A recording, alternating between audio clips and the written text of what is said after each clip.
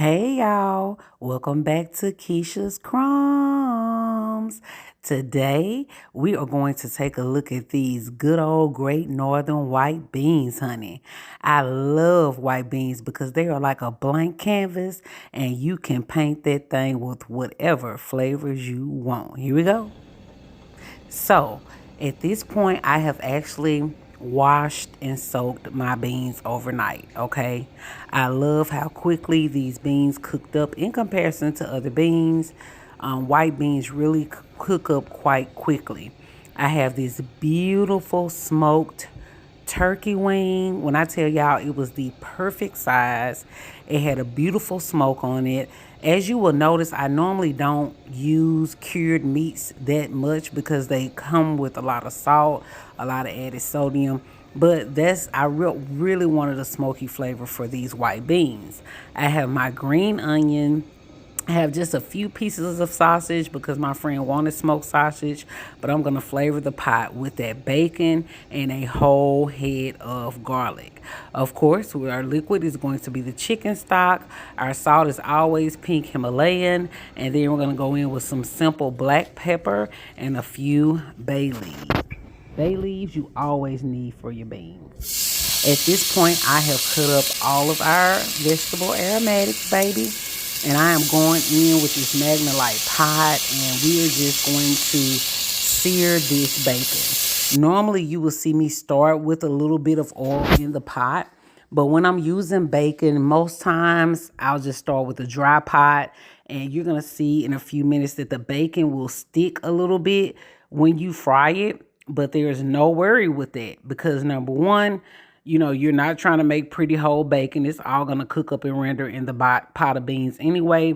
But number two, the more that bacon sticks to the bottom of the pot, when you get ready to add your liquid, which will be the chicken stock, you're going to actually deglaze this pot with that chicken stock. So all of those brown pieces that you see there are going to come up with the addition of our liquid, which you're going to see about right here. Once we add in that liquid, now that the bacon is fried, oh my God, there goes the glory, y'all. That is the glory. So notice, I don't pour all of my chicken stock in. You just want to pour enough to cover the bottom of the pot initially so that you can go in with a spoon and you can scrape up all of that goodness, okay? Those brown bits have loads of flavor. And so I don't want to lose the integrity of that, which is why I wait before I add in my other chicken stock. Another thing you normally see me do is saute the vegetables in the oil before I add the liquid. But with these white beans, I just wanted a certain flavor profile, so I did it a little differently. I went in with my raw vegetables at this point after having deglazed the pan. That's going to give me the most flavor from these aromatics. Again, a whole head of fresh garlic, yellow onion, sweet onion, and then the tops and the bottoms of the green onions, honey. And we are here. I'm going to go in with a little bit of the Himalayan salt just to season the vegetables a bit. And then you're going to see me go in with the beans and the rest of the liquid.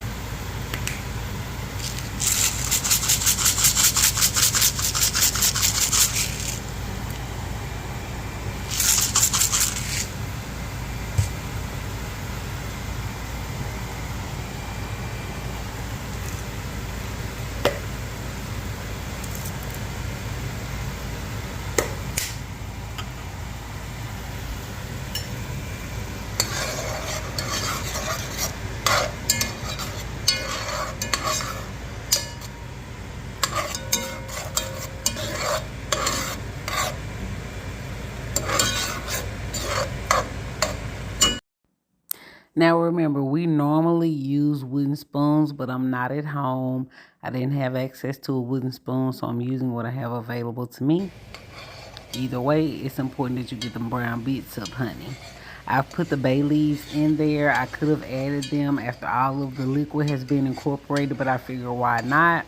I already have my vegetable aromatics in the pan. At this point, it's still like sauteing. We got the bacon fat going, baby.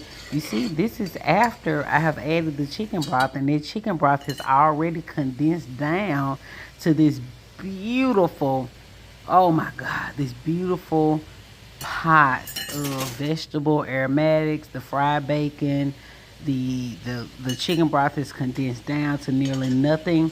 And because we're mostly using turkey as our protein, I added a half a stick of butter, baby. Oh yes. Oh yes. Now if this were pork, if I had like cooked this with smoked ham hock or smoked neck bones, I wouldn't have added the butter. But because it was turkey, because we're using turkey wings, I decided why not.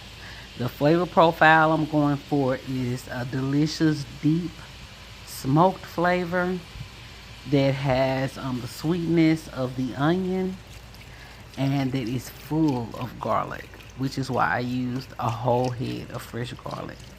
Okay, so now that all of that has been done, I added in the majority of the chicken stock. Now I'm gonna go in with my beans and stir that around.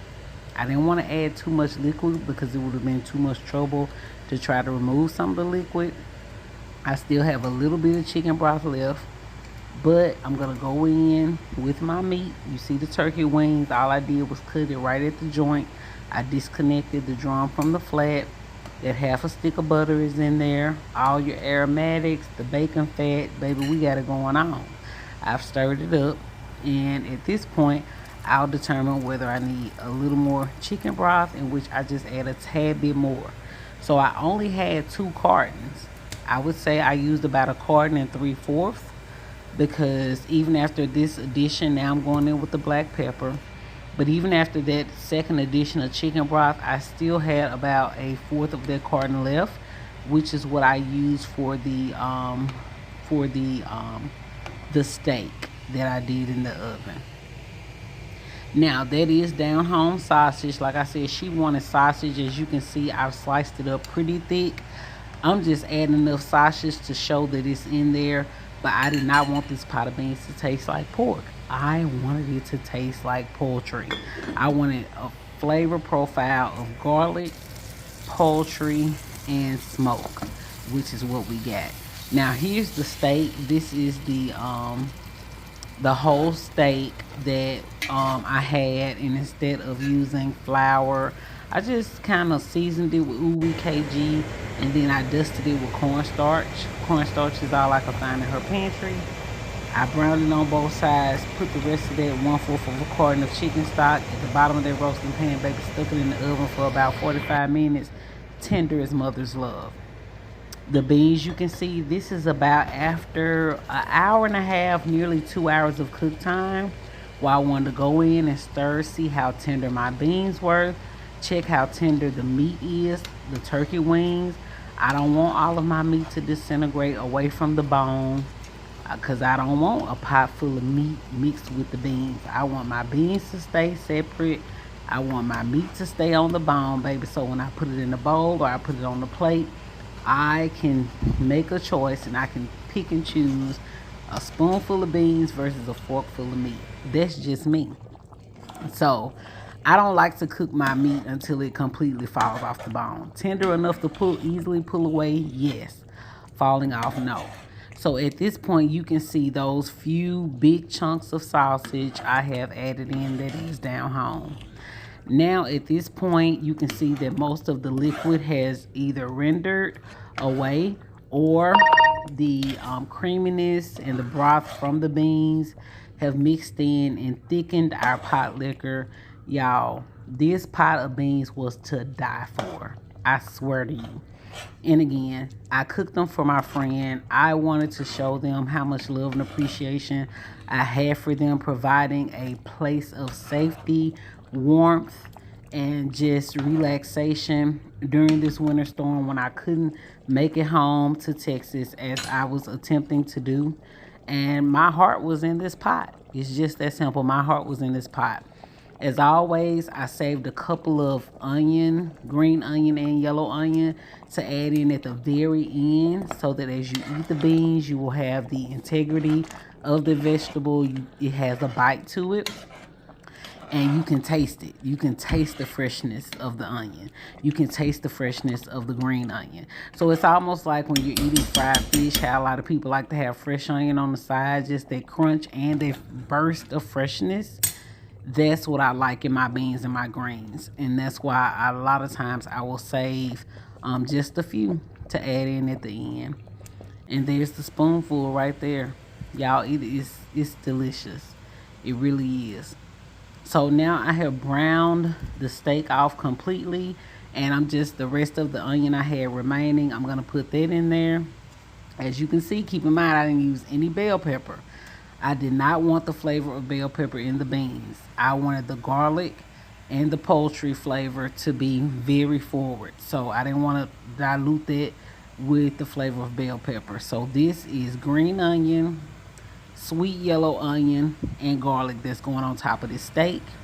For extra tenderness and flavor, I'm going to add a few pats of butter on top of it.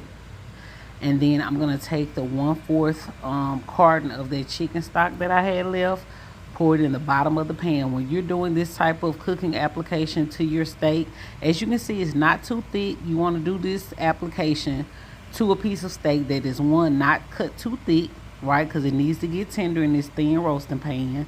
Number two, you need to season it adequately on both sides. You need to sear it with either flour or cornstarch. And then when you add your broth, as this bakes in the oven, the steam and the fat and the juice from the steak is going to create its own gravy. As with all of my real friends, baby, they got ooey KG in the cabinet. So I'm at this home that is not one of my own, and I can easily reach for ooey KG. That is all I put on the steak as far as seasoning. Ooey KG, yellow onion, green onion, fresh garlic, a little chicken stock. Notice I only covered the bottom of the pan, and I stuck it right in the oven. Watch how this comes out. This is going to be my first time in the foil down there. There's just a sweet potato. I had a taste for sweet potato. Look at this, y'all. Look at this steak. Oh my God. I'm going to pull it out on top of the countertop so that you can see it better. Y'all. And I'm glad I checked it when it did. I'll be honest, this steak got done much quicker. See, I'm swirling it so you can see the thickness of the gravy, y'all. That's not a pack. That's not powder, honey. That is just cornstarch that I dusted that steak with. Added chicken broth at the bottom of the pot. Added a few pats of butter on top and let that thing bake in that roasting pan. And that is the Gravelicious pot liquor that it made on its own. Oh, yes. Ooey KG. Oh, yes. So I'm swirling it, but when the swirl isn't enough, I need to go ahead and make sure I can get a spoon, baby. And I'm about to ladle. Look how thick that gravy is, y'all. The perfect thickness is not too oily. It's just perfect. And as a matter of fact, what I'm going to do, because the gravy was so rich in flavor, not too salty, just rich, I realized that I could just actually add a tad bit of water, honey.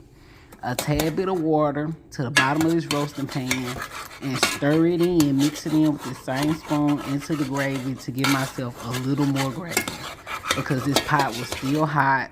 The steak was still hot. See how it's kind of stuck, but it's not stuck. And I'm also showing you how tender that steak is. I'll have to do a separate video to show you how to make this type of steak easily in the oven. I mean, you can literally throw this in the oven after work, baby, set it and forget it, and it's going to come out beautifully.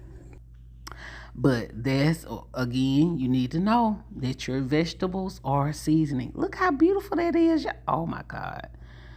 Oh, Jesus of Nazareth. So this is the entire plate that I made for this dinner. Again, we are highlighting the Great Northern White Beans, but this is the entire ensemble of a plate, honey. Oh, yes. Oh, yes. Oh, and the light hit good.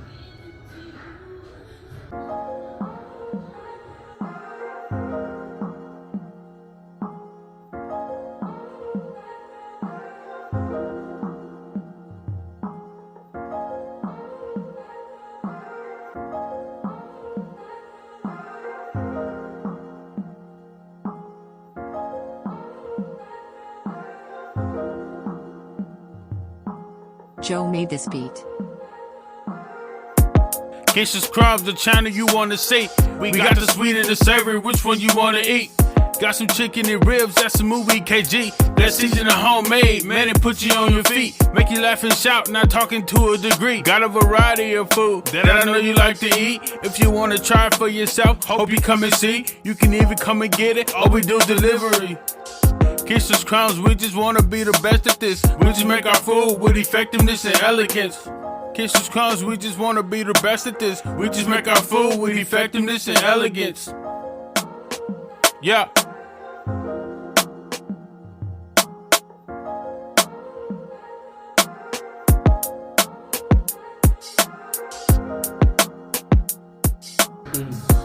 Oh, and the light hit good.